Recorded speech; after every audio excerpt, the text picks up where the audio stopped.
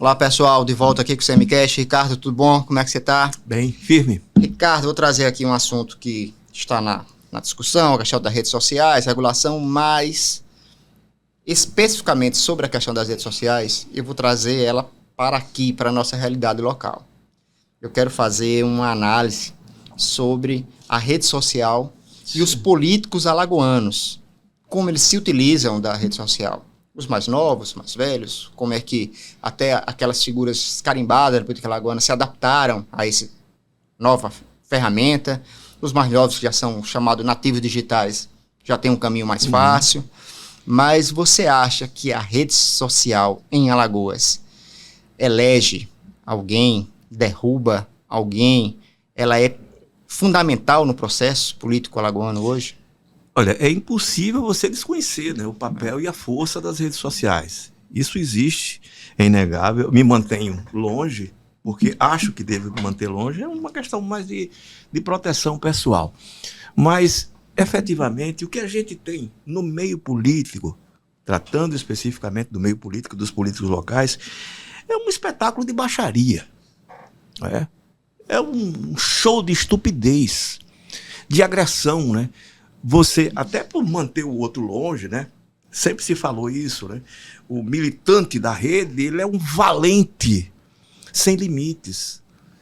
A valentia que ele não teria, efetivamente, no tete-a-tete, no frente a frente. Aliás, eu queria ter visto, e eu não sei efetivamente se eles se encontraram, a audiência entre o Renan e o Arthur, na justiça, né? Um processo, uma audiência de conciliação. Duvido muito. Até porque eles são maduros o suficiente para saber que amanhã podem estar juntos. E quando eu digo isso, repito, porque é uma prática muito comum. Agora, esse tipo de agressão, você vai demonstrando ali a presença de dois, me perdoe a expressão, idiotas.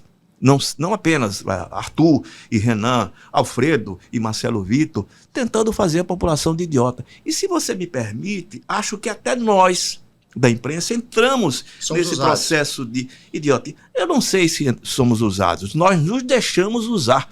Porque a partir do momento em que a gente replica as agressões que eles fazem, com a linguagem deles, a gente trabalha contra a nossa própria profissão. Autofagia. Autofagia, que está se desmilinguindo efetivamente no jornalismo, né? O mercado de trabalho hoje ele se reduz, e no estado como Alagoas muito mais, restando apenas as assessorias de imprensa. Enfim, é um viver dignamente, e cada um sabe onde aperta o próprio calo. Não é crítica a ninguém especificamente, mas a gente, ao fazer isso, a gente trabalha contra a nossa profissão e trabalha também não em benefício à sociedade. Olha, fulano disse isso de Beltrano, Beltrano disse isso de Cicrano. Eu acho muito ruim. Ou seja, é inegável a presença das redes sociais, e hoje existem assessores especializados em adjetivos. Eu conheço alguns que são especialistas em adjetivos. Como é que eu posso atingir o outro, inclusive na honra, quando for necessário? E aí se coloca alguma coisa nas redes sociais, porque isso vai repercutir, e nós, inclusive, né, vamos replicar essa linguagem. Fulano disse isso de Beltrano, Beltrano disse... É um processo de idiotia coletiva, se você me permite, e acho que não tem um valor agregado efetivamente. Não acho que ninguém ganhe voto com isso, com esse tipo de agressão, por exemplo. Clique, né? Mas você alimenta o seu público adora, o cara diz, tá vendo como o fulano de tal é macho? Usando a linguagem do Alfredo Gaspar, nosso especialista, especialista em questionar macheza. Não sei se essa é a questão, né? Essa valentia de rede social. Agora, inegável se você me permite, eu acho que eles manifestam o que é o padrão hoje do político com mandato ou liderança política no estado de Alagoas e no Brasil. A gente viu um dia desse o senador Giraia, né, aquele senador do Ceará? Do senador Giraia, né? Girão Giraia, né? Porque o pessoal chama ele de Giraia. Giraia, aquele personagem. Pois bem, aí o cara vai lá para lacrar em rede social. Isso é uma estupidez, gente. É ridículo. o nível intelectual é esse. Baixou muito, baixou. Esse é um consenso. O padrão intelectual baixou muito. O padrão político, você pode não ser um intelectual, um erudito, mas ter uma formação política que tenha consistência e que você expresse isso para o grande público. Mas fica ali, fulano é um fulano de tal, é um babaca, fulano de tal é um vassalo, e pronto. Isso em todas as ideologias, né? Janones, Randolph também. Pois é, eu acho um besterol. Eu não navego por esse território, não sinto falta. O vômito verbal, oral, das redes sociais, não imagino que em qualquer território faça bem a ninguém. Você não processa a informação, aí o cara lhe ataca de lá, eu tenho que dizer. Se o cara diz que eu sou, entre aspas, isso, eu tenho que dizer, você é isso mais aquilo. E aí o adjetivo, enfim, os espectadores que escolham. Não processam a informação. É como se... Eu lembro que tinha uma velha história, de quando beber não digite, né? Isso. Né? Os caras bebem e digitam. E não precisam de beber, porque a essa altura do campeonato estão tão armados. O território do ódio, gente, é absolutamente democrático. Que se você disser de lá, você é isso, você vai querer dizer na réplica, você é isso e aquilo. Ou seja, usando os adjetivos ainda pior. Não piores, não precisa mais beber. Porque a essa altura do campeonato, a droga já está dentro da própria rede social. É o que a gente tem visto.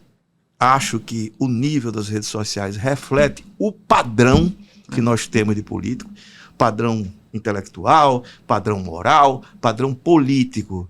E é interessante isso. Quando se fala assim, você fala tanto essa história de que é importante ler. Eu acho, desanimaliza. É um processo de desanimalização, de humanização a leitura. Uma grande liderança. Eu lembro que tem um personagem aqui que é bem conhecido, cujo assessor sempre disse o seguinte: é o maior leitor de orelha de livro que eu conheço. Ele dizendo isso, né? Não sei se ele diz isso ainda hoje. Às vezes a dependência é muito grande, né, de sobrevivência. Será que um leitor de orelha de livro, um cara que não tem coragem, não tem curiosidade de ler, que seja uma coisa específica até da política, será que ele pode crescer tanto quanto efetivamente deve? Eu não acredito. Agora, não tenho dúvida, as redes sociais estreitaram esse contato entre o eleito e o eleitor. Só que eu não imagino que de forma saudável, não. É nada positivo nem saudável, né? Eu sempre até já ouvi alguns amigos, né, dizendo, olha, mas é importante estar ali porque tentar puxar o nível. Não, gente, ninguém puxa o nível de rede social. Chance zero. Ali, e tem um detalhe, é muito mais fácil alguém lhe puxar para baixo do que você tentar achar que está fazendo isso, puxar alguém para cima. Discurso de conteúdo, discussão de conteúdo em rede social, não. Quer trocar sopapo verbal?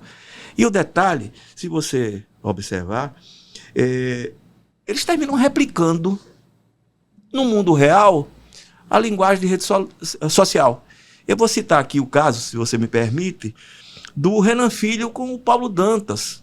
Ele vai a público dizer que o Paulo Dantas, as fezes são inconsistentes do Paulo Dantas, ou seja, ele estava com diarreia. Isso é uma questão que você coloca isso para o grande público. O cara vai ser o governador. Não, o fulano está com diarreia, as fezes dele não têm consistência, são ralas. Peraí, gente, o que é isso? Que nível é esse? Isso acrescenta o quê ao debate político? Zero. Nada. Absolutamente nada. Aí a gente tem só uma pequena discordância. Eu acho que a questão da utilização da rede social como o gestor público, se ele presta um serviço, como eu acho informação, né? Informação, mas não é isso. Eu falando eu sei que eu estou falando no mundo ideal, estou falando utopicamente. É. Eu acho que o gestor deve ter o perfil lá. Agora, como usa o perfil... Essa é uma comunicação que eu acho essa comunicação. Tudo que for comunicação deve ser usada. O problema é que isso virou um instrumento de guerra. Ah, sim. Instrumento. É tribo de um lado, tribo do outro. Para aí, gente. Então, tem um lado... E vou repetir, o ódio é democrático, né? Tem as dancinhas também, cara. Não Pois seja é, só. dancinha, pedido de casamento, É. paciência. Vamos lá.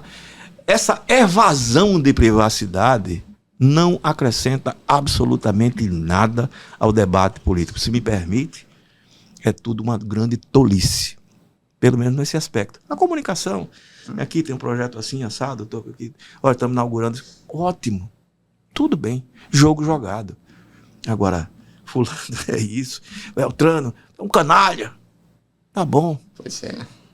Pois é, né? Pois Às é. vezes a rede social ela também revela a natureza das pessoas, né? É uma Não é isso? pena que, assim, que a gente ajude isso de alguma forma, né? Isso é uma discussão que a gente tem muito, né? Pessoalmente, até exponho isso para o público. Como o jornalismo ele contribui com isso e acaba se... Eu lembro né? que na greve dos jornalistas é uma das coisas que eu lá, um dos dias eu fui para a concentração ali na porta da TV Paraíso. O que eu fiz questão de frisar foi isso. A gente não pode estar alimentando esse monstro. Ele vai comendo a gente por dentro. É verdade. Chegamos, Ricardo, no bloco onde a gente vai dar aquelas nossas dicas culturais. Ok. Então eu vou começar o meu primeiro.